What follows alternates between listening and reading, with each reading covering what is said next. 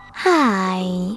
In front of me is CROSSCALL Core M5, and today I would like to show you how you can remove Google search bar from home screen. First of all, you need to hold your search bar and wait for remove area to show. When it does, drag your search bar on top of it. And when you see that the search bar is see-through, let go.